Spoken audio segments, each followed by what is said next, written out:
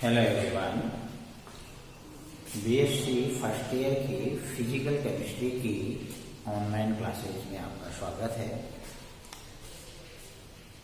हम गैसीय अवस्था के बारे में निरंतर चर्चा करते आ रहे हैं। आज के टॉपिक में हम सबसे पहले संघट्ट संख्या की संघट्ट संख्या जेड। संघट्ट का मतलब होता है टक्कर।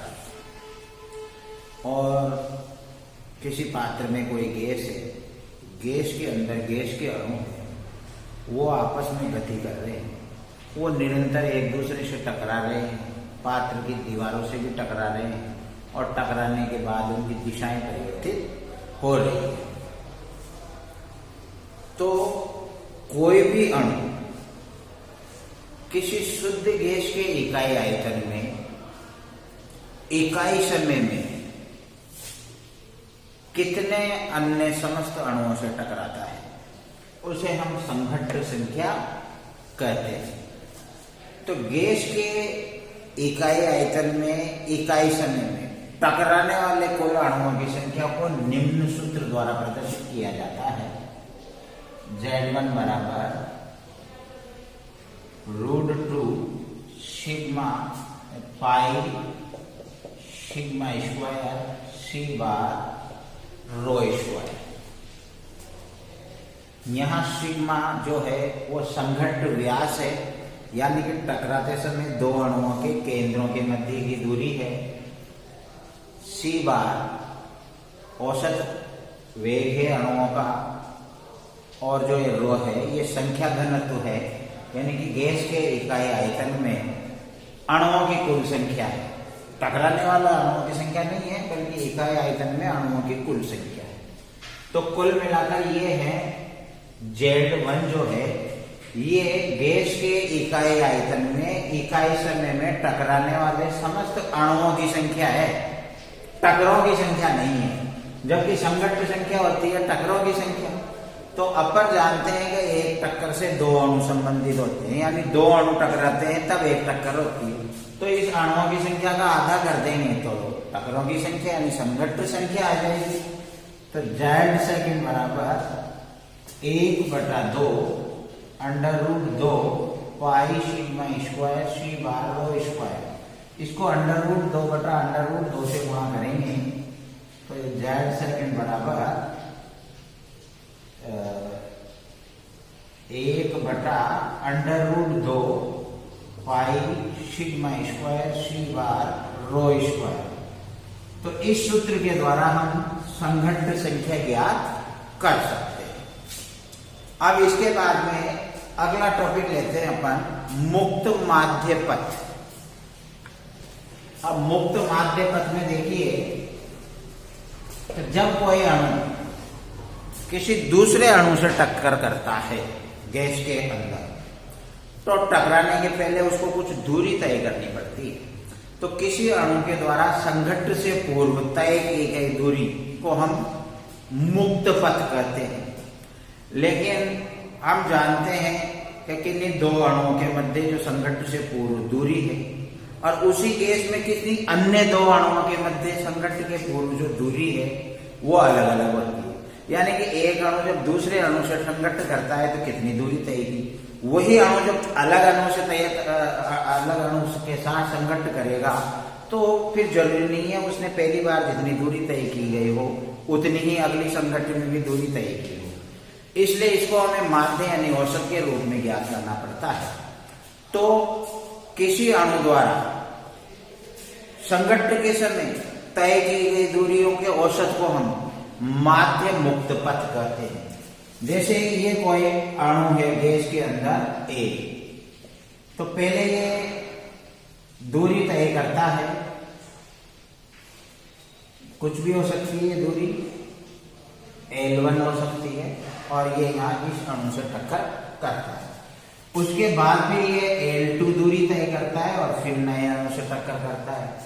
फिर उसके बाद ये L3 दूरी तय करता है और अगले अणु से टक्कर करता है। इस प्रकार ये फिर अगली बार में L4 दूरी तय करता है और अगले अणु से टक्कर करता है। तो अब अपन इसका माध्य मुक्त पथ, जिसको हम कैपिटल L से प्रदर्शित करते हैं, तो ये तय की गई समस्त दूरियों का औसत निकाल लेंगे हम। तो यानी कि L1 plus L2 plus L3 dot dot dot plus Ln जितना भी है और बटा n। n का मतलब है संघट्टों की संख्या, कितनी बार टकराया। तो इस प्रकार संघट्ट के समय किसी अणु, टोटल संघट्टों के समय किसी अणु द्वारा तय की गई दूरियों में संघट्टों की संख्या का भाग देते हैं, यानी तय की गई दूरी का औसत निकालते हैं, तो हमें ये मुक्त माध्य पथ L का मान प्राप्त हो जाता है। इसके बाद अब अपन अगली बात करते हैं संघट्ट आवृत्ति। तो किसी गैस के एक सीसी आयतन में यानी इकाई आयतन में 1 सेकंड में होने वाले टकरों की संख्या को संघट्ट आवृत्ति कहते हैं। और संघट्ट आवृत्ति जो है, संघट्ट आवृत्ति को यदि हम माध्य मुक्त पथ या मुक्त माध्य पथ से गुणा कर देते हैं तो हमें RMS वर्ग माध्य मूल वेग प्राप्त होता है, जिसे हम C से प्रदर्शित करते हैं। तो इसी सूत्र से संघट्ट आवृत्ति बराबर क्या हो जाएगा, C बटा और मुक्त माध्य पथ A। तो इस हम वर्ग माध्य मूल वेग में मुक्त माध्य पथ का भाग देंगे तो हमें संघट्ट आवृत्ति प्राप्त हो जाएगी। इसके बाद में अगला नंबर आता है संघट्ट व्यास का। संघट्ट व्यास का मतलब है कि टक्कर के समय दो अणुओं के केंद्रों के मध्य की दूरी को हम संघट्ट व्यास कहते हैं और इसे हम सिग्मा से प्रदर्शित करते हैं। जैसे ये कोई अणु है और ये किसी दूसरे अणु से संघट्ट करता है इस प्रकार से, तो इनके ये दोनों के केंद्रों के मध्य की दूरी जो है इसे हम सिग्मा से प्रदर्शित करते हैं और ये संघट्ट व्यास कहलाता है। अब हम शीतलन के सिद्धांतों की चर्चा करेंगे। तो जब गैसों को द्रव में बदला जाता है तो पहले उनका ताप घटाया जाता है, यानी कि उनको ठंडा किया जाता है, शीतल किया जाता है, और उसके बाद दाब बढ़ाकर उनको द्रवित किया जाता है। तो अपन पहले पढ़ चुके हैं कि किसी गैस को क्रांतिक ताप से कम ताप तक शीतल करने के बाद ही दाब बढ़ाकर द्रवित किया जा सकता है, यानी शीतलन किया जा सकता है। क्रांतिक ताप से ऊपर ताप रखते हुए यदि हम दाब बढ़ाएंगे तो गैस कभी भी द्रवित नहीं होगी।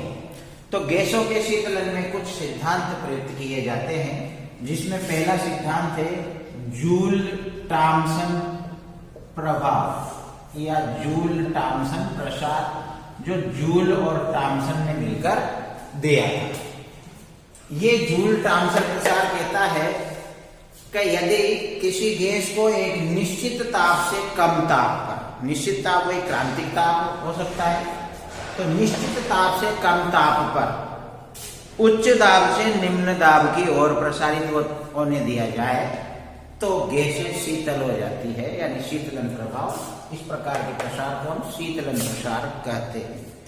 अब इसकी व्याख्या अपन यूं कर सकते हैं कि जब उच्च दाब से निम्न दाब की ओर गैसें प्रसारित होती है क्रांतिक ताप से कम ताप पर, तो उनका शीतलन क्यों हो जाता है। अपन जानते हैं कि उच्च दाब पर गैस के अणु बिल्कुल पास पास होते हैं और उनमें अंतरा आणविक आकर्षण बल प्रबल होते हैं। तो जब हम क्रांतिक ताप से कम ताप तक उनको ठंडा करके फिर निम्न दाब तक यानी खुले एरिया में या लंबे चौड़े आयतन में उसको छोड़ेंगे तो फिर अणु क्या है, फैलेंगे तो दूर दूर जाएंगे, तो उनके मध्य अंतरा आणविक आकर्षण बल टूटेंगे, कमजोर होंगे और बंधों को या बलों को तोड़ने के लिए ऊर्जा की आवश्यकता होती है। तो उन अणुओं की गतिज ऊर्जा का कुछ अंश उन अंतरा आणविक आकर्षण बलों को खंडित करने में व्यय हो जाता है, जिसके फलस्वरूप अणुओं की गतिज ऊर्जा कम हो जाती है और हम जानते हैं कि गतिज ऊर्जा परमताप के समानुपाती होती है, यानी गतिज ऊर्जा बढ़ेगी तो ताप बढ़ेगा और गतिज ऊर्जा घटेगी तो ताप घटेगा। तो जैसे ही गैसों के अणुओं की गतिज ऊर्जा का कुछ अंश अंतरा आणविक बंधों को तोड़ने में काम आ गया, तो गैसों के अणुओं की गतिज ऊर्जा कम हो गई।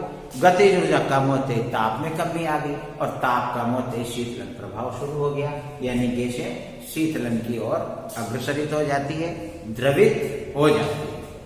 अब जूल थॉम्सन प्रभाव की शर्त है, यानी व्युत्क्रमणता। तो जूल थॉम्सन प्रभाव यही है कि गैसों को हम उच्च दाब से निम्न दाब की ओर प्रसारित करके द्रवित उसी समय उसी कंडीशन में कर सकते हैं जब उनका ताप एक निश्चित ताप से कम ताप तक रखा जावे, जिसे हम व्युत्क्रमण ताप कहते हैं और इसे TI द्वारा प्रदर्शित करते हैं। ये जो व्युत्क्रमण ताप है ये वान डर वाल स्थिरांक A और B से निम्न प्रकार से संबंधित है। TI बराबर 2A/RB। तो गैसों को हम उच्च दाब से निम्न दाब की ओर प्रसारित कर सकते हैं, लेकिन इस व्युत्क्रमण ताप से कम ताप पर रखकर, तो गैसों का शीतलन होगा, अदरवाइज नहीं होगा। अगर आप व्युत्क्रमण ताप पर भी गैसों का प्रसारित होने दे रहे हो उच्च दाब से कम दाब की ओर, तब भी गैसों का शीतलन नहीं होगा, यानी व्युत्क्रमण ताप पर जूल थॉम्सन प्रभाव नहीं होता है।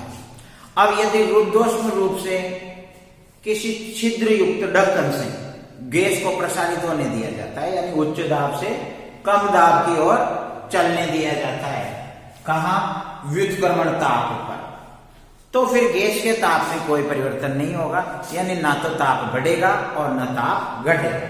लेकिन यही प्रसार आपने व्युत्क्रमण ताप से अधिक ताप पर किया तो उल्टा प्रभाव पड़ेगा और गैस का ताप बढ़ जाएगा और गैस कभी भी द्रवित नहीं होगी।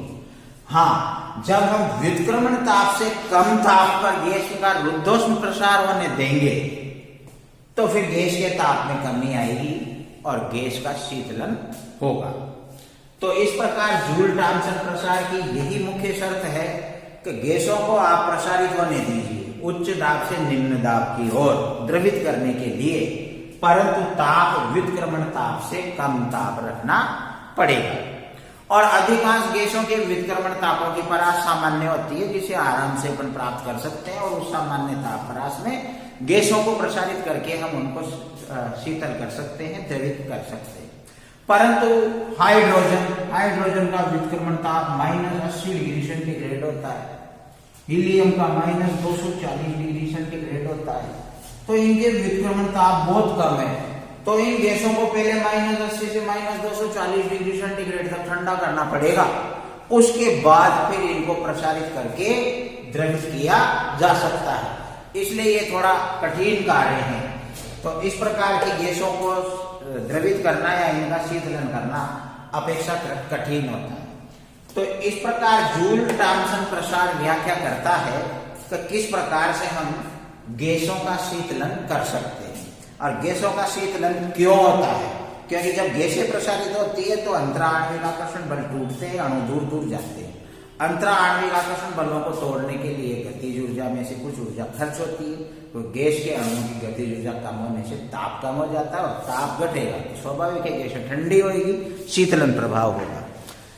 दूसरा सिद्धांत है वाष्पीकरण का सिद्धांत। जब गैसों का वाष्पीकरण होता है तब भी शीतलन होता है, क्योंकि जब वाष्पीकरण होता है तो जो सतह के अणु है वो वाष्प में बदलते हैं, तो वाष्प में परिवर्तित होने के लिए उनको गतिज ऊर्जा में वृद्धि करनी होती है। उनकी गतिज ऊर्जा बढ़ेगी तभी वो गति करते हुए वाष्प में बदलेंगे, और वो अपनी गतिज ऊर्जा में वृद्धि करने के लिए गैसीय मिश्रण से ताप का अवशोषण करते हैं, यानी ऊर्जा का अवशोषण करते हैं। और गैसीय मिश्रण से जब वो ऊष्मा का अवशोषण करके चले जाएंगे तो गैसीय मिश्रण की कुल ऊष्मा कम हो जाएगी।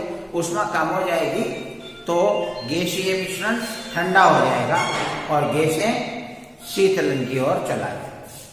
तीसरा होता है रुद्धोष्म प्रसार। रुद्धोष्म में क्या है कि दाब के विरुद्ध प्रसारित करना पड़ता है गैसों को। तो दाब के विरुद्ध जब अपन गैस को प्रसारित करेंगे तो स्वाभाविक है गैस को कार्य करना पड़ेगा, और कार्य करने के लिए गैस के अणुओं की गतिज ऊर्जा खर्च होगी। गतिज ऊर्जा घटेगी तो वही शीतलन होगा और गैसें द्रवित हो जाएगी। दूसरा है चुंबकीय पदार्थों के रुद्धोष्म विचुंबकन द्वारा। तो जैसे क्षारीय मृदा धातुओं के लवणों जैसे चुंबकीय पदार्थों का विध्वंस चुंबकीकरण करके भी परम शून्य ताप तक गैसों को द्रवित या ठंडा या शीतल किया जा सकता है। तो इस प्रकार से गियोग ने भी बताया था कि यदि किसी गैस को उसके चुंबकीय गुणों को नष्ट कर दिया जाए, अनुचुंबकीय पदार्थ के चुंबकीय गुणों को नष्ट कर दिया जाए तो ताप में कमी आ जाती है और ताप में कमी आने पर गैसें द्रवित हो जाती है। क्योंकि डिबाई ने भी यही बताया था 1926 में कि अनुचुंबकीय गुणों से के आधार पर पदार्थों का विचुंबकन कर किया जा सकता है और गियोग के अनुसार अनुचुंबकीय पदार्थों का चुंबकीय गुण नष्ट करने पर ताप में कमी आती है और ताप में कमी आने की वजह से गैसें द्रवित हो जाती है। तो इस प्रकार ये गैसों के द्रवीकरण की कंडीशन से व्याख्या है और उसके लिए आवश्यक शर्तें हैं। अब गैसों का द्रवीकरण कुछ विधियों द्वारा किया गया है, क्लॉड विधि, लिंडे विधि। तो इन विधियों का वर्णन हम अगले टॉपिक के अंतर्गत करेंगे। धन्यवाद।